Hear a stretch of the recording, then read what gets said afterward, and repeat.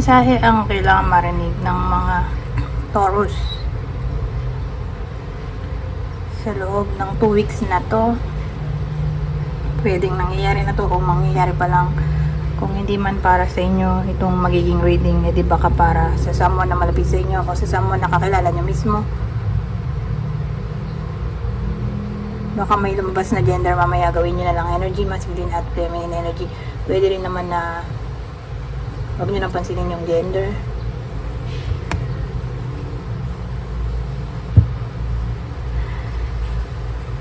Hindi ko alam kung anong magiging reading, kung positive o negative, depende sa kung anong mapipick up kong energy.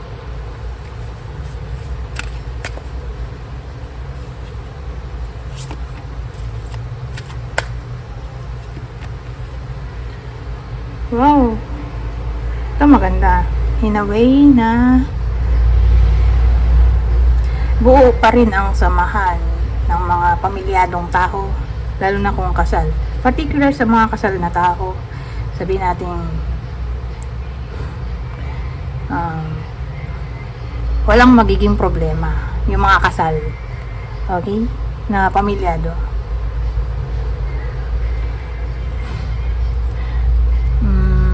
Kung magkaroon man, madali lang din maayos. Kasi nandito yung partnership, understanding, o connection.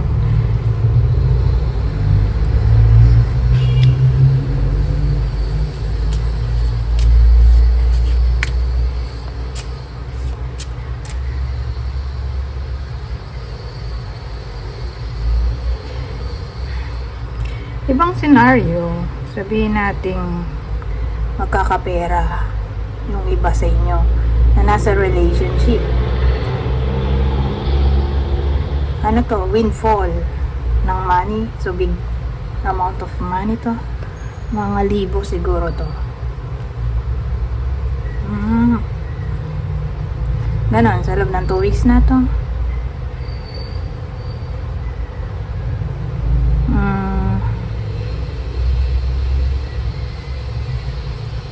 Pero sabihin natin may partnership in a way na may business. Malago naman ng business. Okay? Maganda benta o sales. Sabihin natin inheritance. So, kung gano'n ang situation, baka maayos na yung problema sa inheritance o sa papeles siguro. So, baka makuha na ng iba sa inyo yung inheritance o wealth.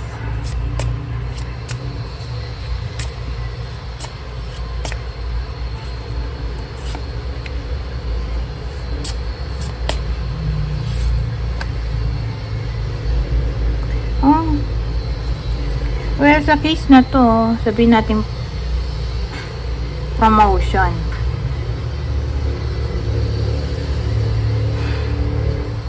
Baka hindi makuha ng iba sa inyo itong promotion na inaantay.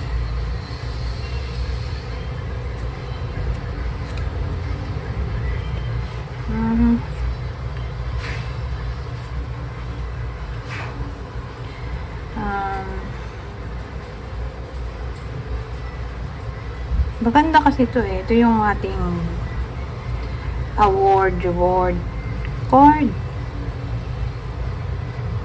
Kaya lang, may temporary problem lang naman to. So, sabihin natin madedelay, mapupostpone. Hindi naman necessarily hindi nyo makukuha o makakancel. As in, hindi nyo na makukuha nga itong award, recognition. Pero yun nga, baka sa ibang panahon siya matuloy o makuha.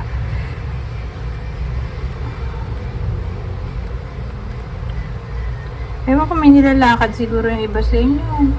Sabihin natin pagpasa ng exam, baka fail. Pero hindi naman necessarily bagsak talaga. Kung i-retake nila to, edi papasa.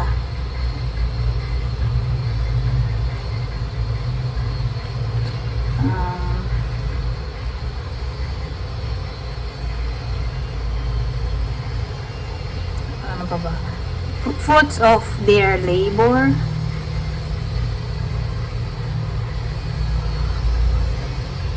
Baka nga di pa makuha sa 2 linggo na to.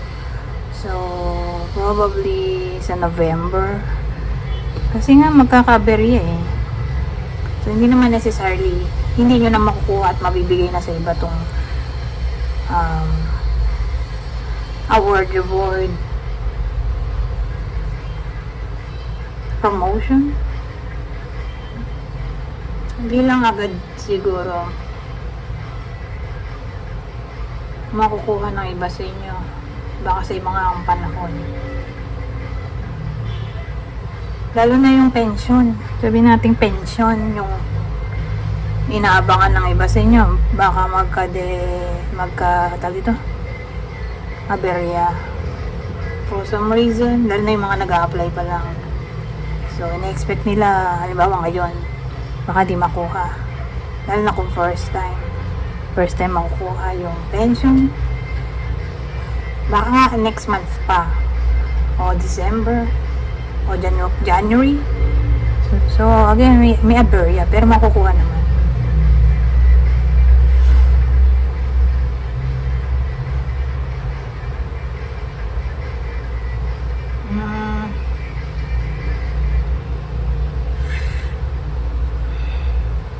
Anyways.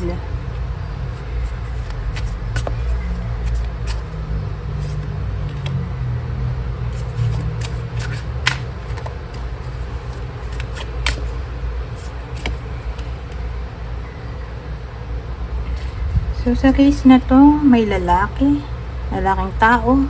Pwede rin naman to sa babae. Pero, tatama lang sa kanya kung extrovert siya. Kasi ano siya eh, magiging hard worker. Busy ba?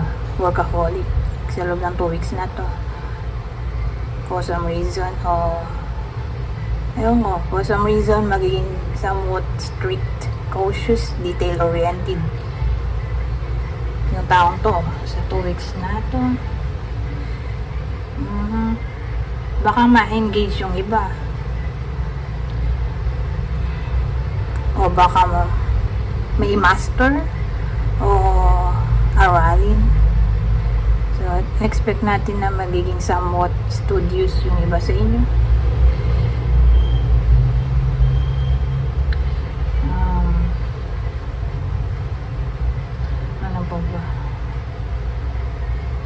Pero yung lalaki dito, determinado siya eh. Enthusiastic.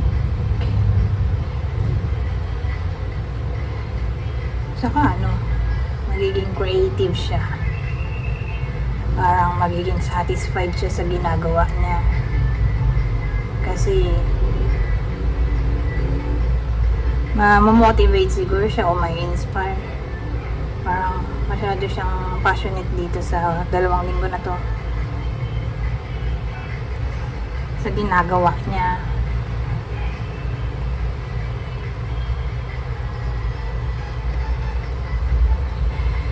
O gagawin pa lang.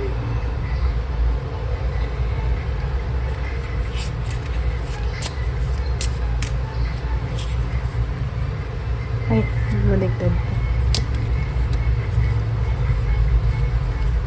Oh, fear and stress. Bakit naman kaya? Mayroon tayong ganoon activity. Ayawi. May stress yung iba sa inyo sa ginagawa nila. Bakit ganoon? Pero dito passionate naman. Ito yung activity. Ano?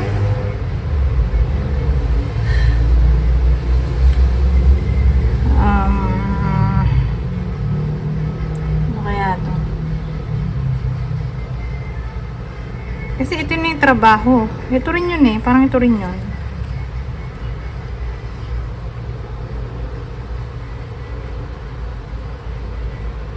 So, So, tatama lang to siguro dun sa mga binanggit ko kanina na magiging straight. Di ba? Tingin ko, iisa lang to. Ito sa to. May iba sa inyo na lalaki nga. Tao. Lalaking tao. O babae man pero extrovert.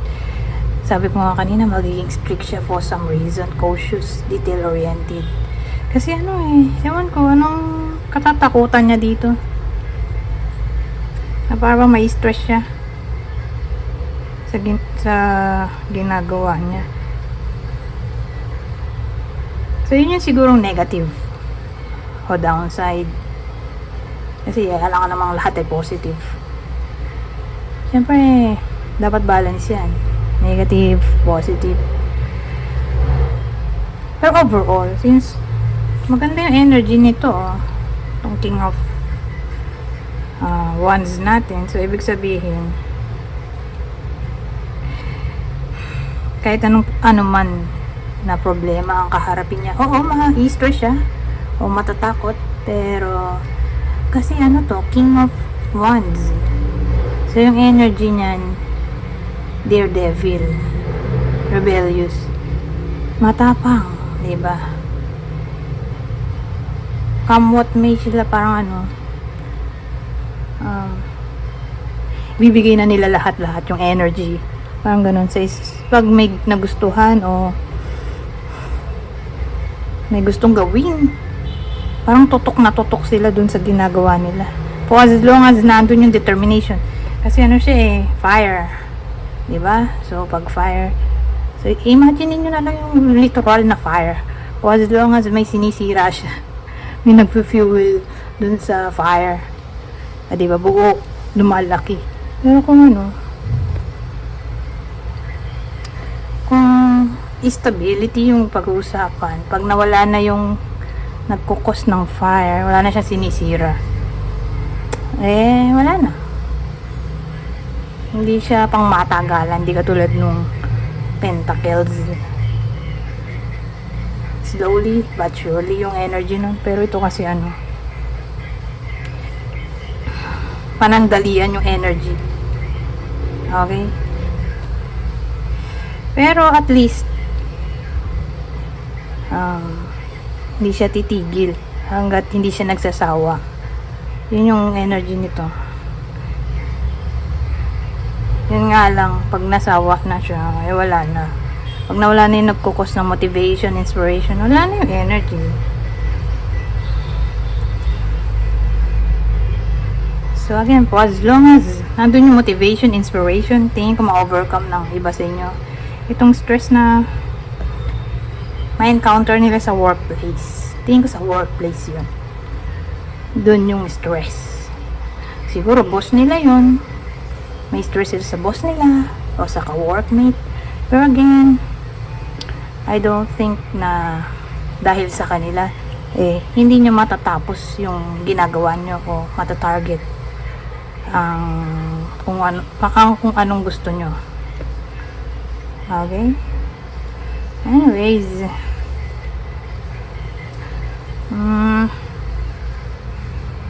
baba ba tayo?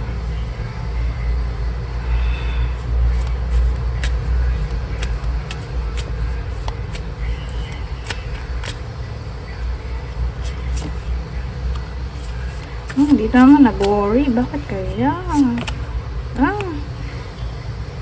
So work na naman to.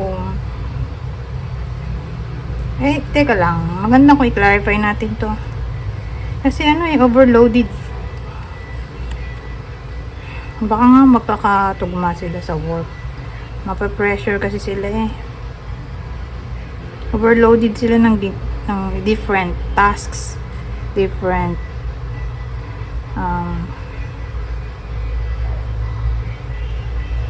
problema siguro. Parang may isip may stress sila. Parang kasi burden card, diba? Take niya yung mga responsibility na hindi naman na niya kaya, kaya nahuhulog na yung iba. Kaya nagwo-worry dito. Pero tingnan natin. Since last spread na to, Dagdagan natin ng isa pa. O, isa pa nga ulit, last na. Lalaki na naman, oh. Pero, since binuuna nga natin, ginawa nating 4 yung dalawa, na iba na yung senaryo. Okay? So, ngayon, lalaki ulit. Pero, in a relationship, yung bida dito. So, pwedeng lalaking tao o babae. Pero yung babae, extrovert. So, tatama lang sa babae ito kung extrovert siya. Ito, nag-worry siya dito. Oh. Siguro, marami siyang responsibilidad na kailangang asikasuhin sa buwan na to.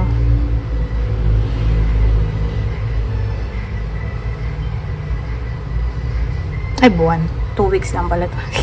Sa 2 weeks na to. Na lulungkot siya sa dami ng ginagawa niya. O iniisip. Kasi ito, nag-worry siya dito. Pero sana nga natin na magiging malungkot siya dito. O in pain.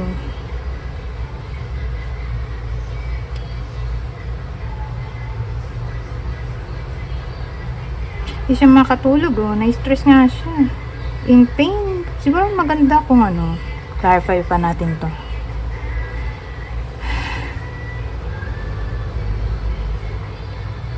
So, again, ang bida dito. Lalaki in a relationship.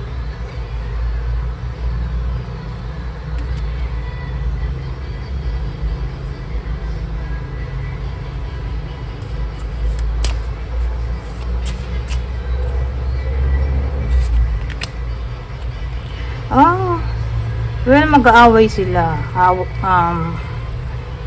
Makikipag-break siguro tong ano, girlfriend niya, oh.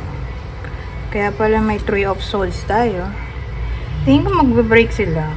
Makikipag-break tong babae. Kaya ito, oh, hindi siya makatulog, nag-worry, na-stress. Pwede rin kasing guilt to. Guilt card. Ano kaya to, no? Ito, burden card nga.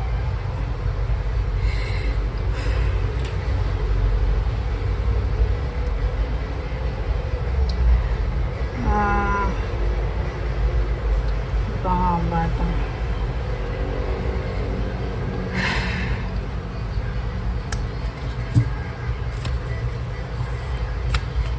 So, okay, makikipag-break, diba? Feeling burdened siya sa nangyari. Ano kayang nangyari, no?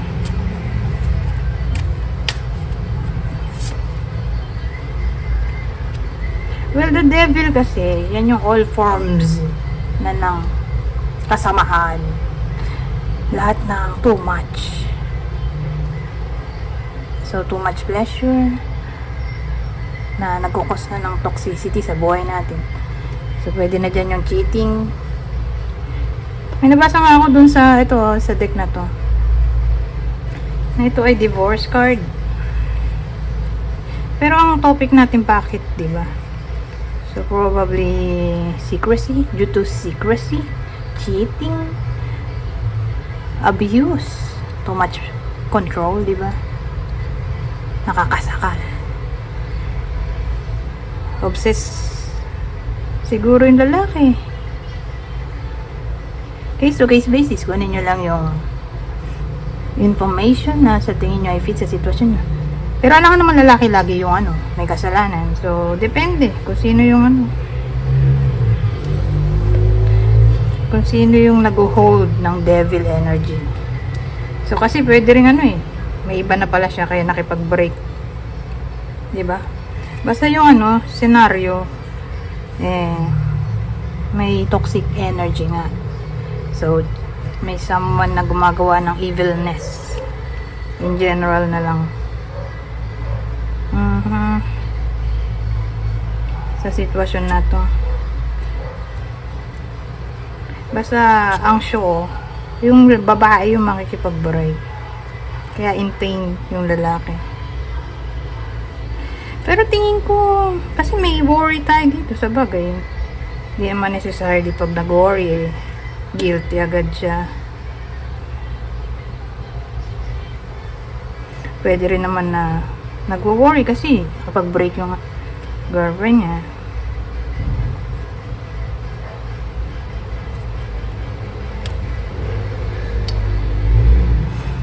Pero case to case basis, sabihin natin aminado yung lalaki na nag-cheat siya.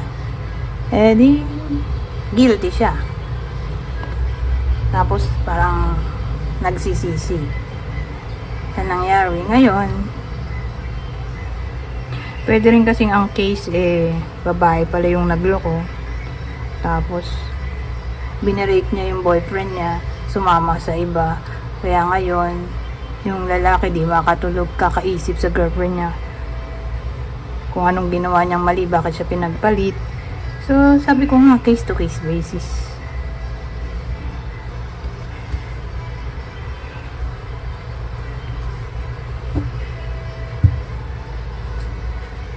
So sa case na to, relationship rating, di ba? Pero hindi kasal. Yung mga tao dito hindi kasal, magjowa lang sila. Wala rin silang anak. Pwedeng nag-live-in pero wala kang anak, hindi kasal. So basta magjowa lang sila. Ito yung pwedeng clue. Okay? Pwedeng tumama to sa inyo o sa person nyo, para malaman nyo kung tatama ba sa inyo tong reading o hindi, tungkol dun sa magjowa.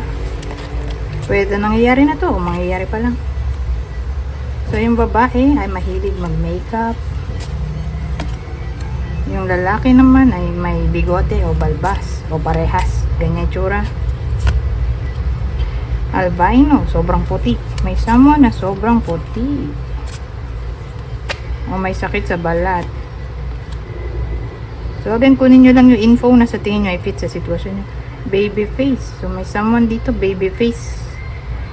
So ibig sabihin, mukhang bata sa edad niya. Oval ang mukha, oval shape. So, ganun pala itsura, oval. Tattoo. So may someone na may tattoo. Ito naman, zodiac sign. So ito yung zodiac sign ng partner ng Taurus. Natatamaan ng reading na to. Okay? Aquarius, Virgo, Capricorn. Ngayon, babasahin ko na lang to. Okay? Kasi para mabilis. Dahil matagal na tong reading natin. Madali naman to intindihin. Kukuha lang ako ng 5. Oh, confession. Oh. Saan natin na may magko-confess? Sa inyo. Okay? Releasing a secret. Pursuing virtues through honesty. Baka yan na nga yun yung kaninang sinabi ko. Dun sa devil card. Diba? Pwede siya ring card ng secrecy, mystery. Pero, in general na lang, okay? Whether single o in a relationship, saan natin na maiba sa inyo na makakatanggap ng confession. Okay? Balance. Juggling too many things at once. Find time for yourself. So, masyado na daw nagiging busy yung iba sa inyo, kaya i-priority ang balance. Boundaries. Know when to put up and let down your walls. So, encourage ang boundaries. Know your limitations. O exert. I-exert nyo yung boundaries nyo para hindi kayo ma-take advantage. 'Di ba? Sabihin nyo kapag tingin nyo hindi na kayo comfortable at tingin nyo ay nasa sapawan na ang inyong boundaries, masyado nang mamanipulate. Lovers, mali lang spelling, pero lovers siguro yan. A passionate connection, shared vision and values.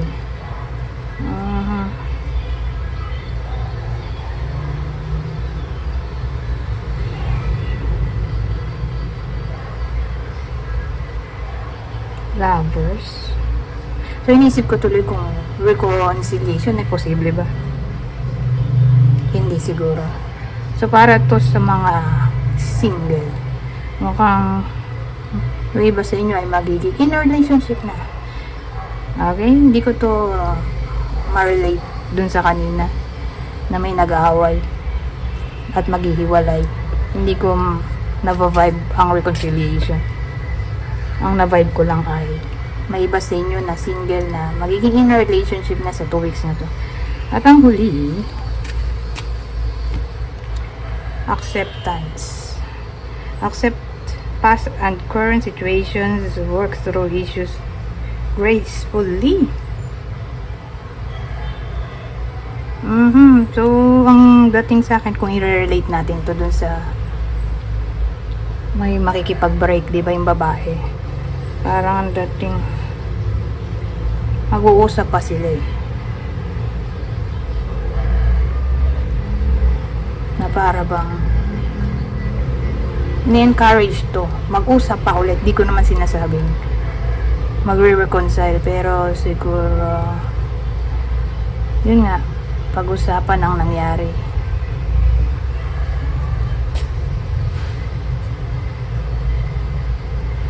At tanggapin ng past. Tanggapin na ang nangyari sa past. At kung anong nangyayari sa present, parang ganun. Pero mahirap kasi yan kung betrayal, di ba? Madali ba yun? Hindi. So again, tingin ko nasa sa kanila na yan kung paano nila i-deal ang ganitong sitwasyon, pero ina-encourage na mag-usap pa sila. So depende sa mapag-uusapan kung pwede pa bang ang second chance. Anyways, hanggang dito na lang. Goodbye for now.